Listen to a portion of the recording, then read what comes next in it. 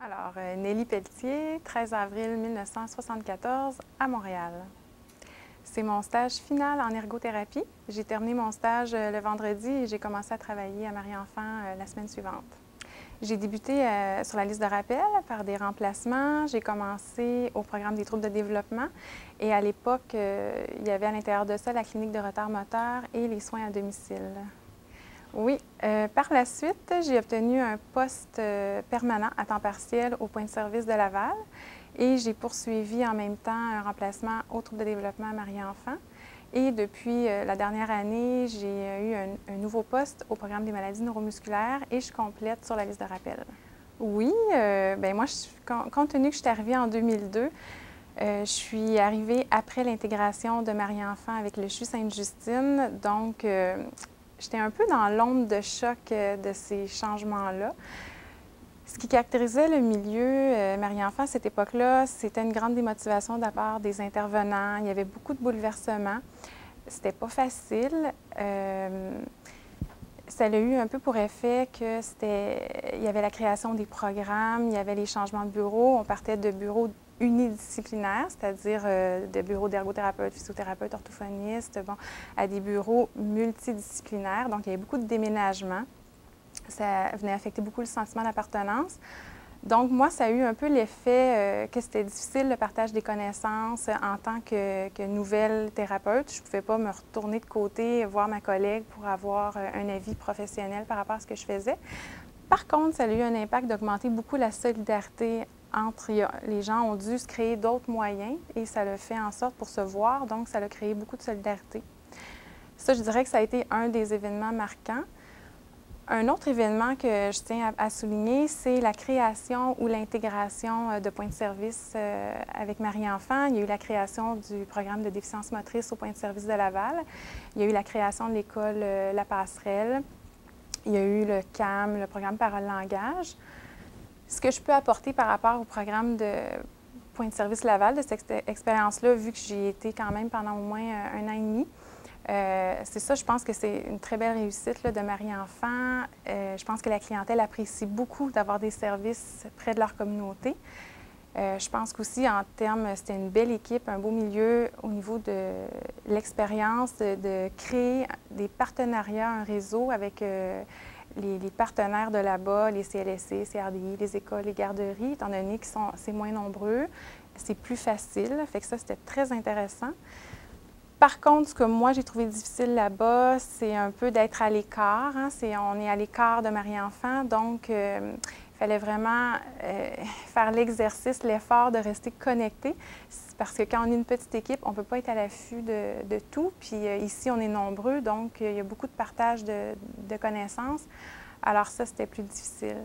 Bon, là maintenant, le point de service va quitter Marie-Enfant pour être intégré avec le réseau de Laval, ce qui est, je considère, une grande perte, mais ça fait partie de la régionalisation actuelle du réseau de la santé.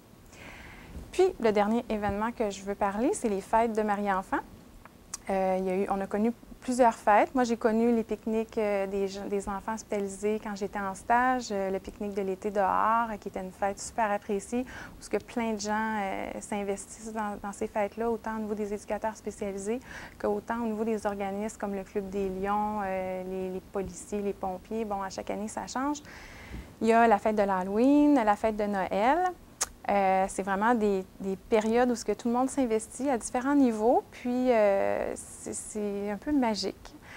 Par contre, maintenant, la fête de Noël est faite à l'extérieur. Ça, c'est un peu dommage parce qu'on perd un peu cette magie-là à l'intérieur de l'établissement, mais pour les familles, je pense que c'est mieux au niveau de l'accès des lieux, des espaces, puis que les familles peuvent venir en plus grand nombre que juste l'enfant avec un parent. Alors, c'est ça les événements. Bien, je peux parler par rapport à ma profession, par rapport au niveau des ergothérapeutes. Je pense qu'il y a des valeurs qui sont vraiment prédominantes, qui sont beaucoup de respect, l'échange, le partage, beaucoup de générosité, d'entraide. Je pense qu'au niveau des ergos, ce qui caractérise le milieu ici, c'est vraiment de beaucoup se questionner par rapport à qu'est-ce qu'on fait. Est-ce qu'on aide vraiment? Est-ce qu'on change quelque chose? Essayer toujours d'aller plus loin. D'un autre côté, au niveau des intervenants en général, je pense que tout le monde a vraiment le souci d'essayer de vraiment rejoindre les besoins du jeune, mais aussi de sa famille. Puis, je pense que tout le monde à Marie-Enfant a vraiment à cœur ce qu'il fait. Alors ça, c'est vraiment des belles valeurs. Puis au niveau de la direction, bien, je pense que depuis quelques années, les valeurs sont davantage orientées vers des valeurs vraiment de gestion au niveau de l'imputabilité, des statistiques, rendre des comptes. Mais je pense que ça, ils n'ont pas le choix. Ça fait partie, c'est généralisé à la grandeur du réseau.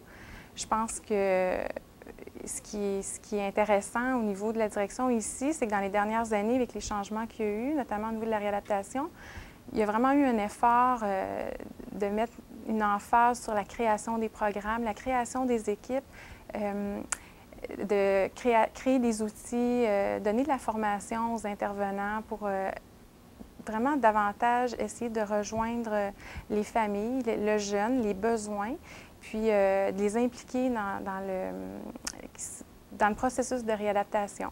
Puis à ça, je pense, les formations sur le multiculturalisme, l'éthique, le PPH, la création des outils comme le plan d'intervention, la cueillette de données.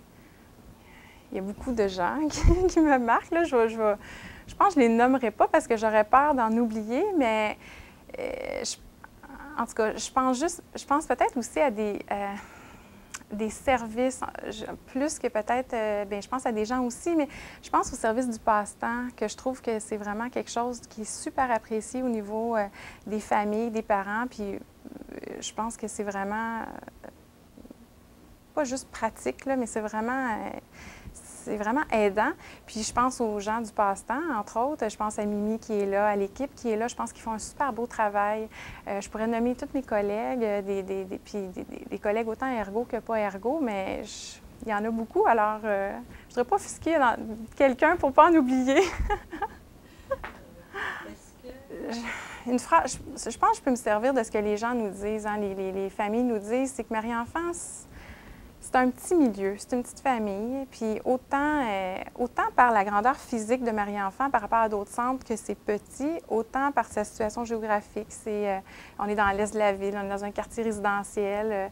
Fait que je pense que Marie-Enfant, c'est un lieu accessible, c'est un lieu où on se sent rapidement chez soi. Je pense que c'est comme ça que je le résumerais. Les employés à Marie-Enfant, les gens sont fiers d'être intégrés à un CHU comme Sainte-Justine. Mais je pense que Marie-Enfant, c'est comme une petite société distincte. C'est une petite famille avec sa culture de réadaptation.